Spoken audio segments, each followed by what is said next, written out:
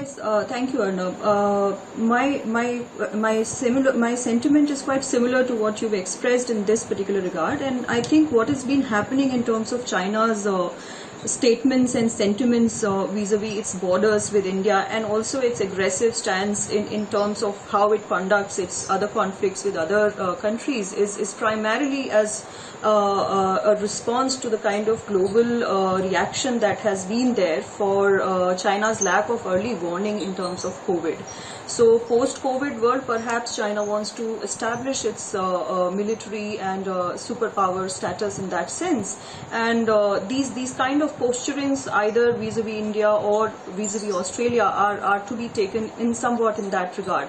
Now, having said that, I would also like to connect your previous question, whether what is the takeaway for China is one thing, but what could be the takeaway for India is another thing. And what can we do regarding the strategic capabilities that are in the making?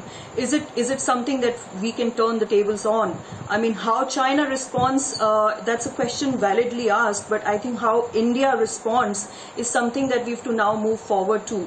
So rather than just responding, perhaps it's the time for turning the tables. It's the time to sort of push the agenda and push the envelope, as it were.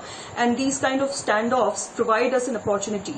So I would say that maybe push the agenda for strengthening early warning, early response system in bilateral crisis like this, so that the assertion that these kind of conflicts are not something that merit a third-party intervention goes across very strongly at the global level. Which we have already done. At the regional level, when we mix this kind of early warning, early response, it need not be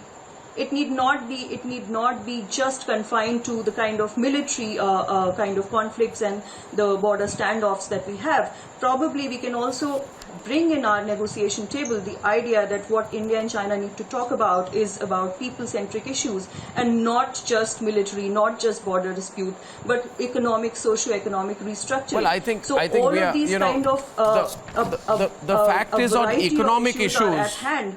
So it's important for us to sort of augment our strategic but you know, Professor we Ritusha, have to push for them. I don't think that even the government of India is trying to push any kind of... but you see, Professor... Even the government Dr. of India is not trying to push for any kind of military standoff or, supremacy of military But there is a difference, with China. Dr. Ritusha. You are, of course, a far more experienced observer of Chinese affairs. But even, any of us can see one thing of late which has changed, and I'd like General Bishambar Dayal to come in on it, that, our military, our polity has become immune to China's psychological warfare.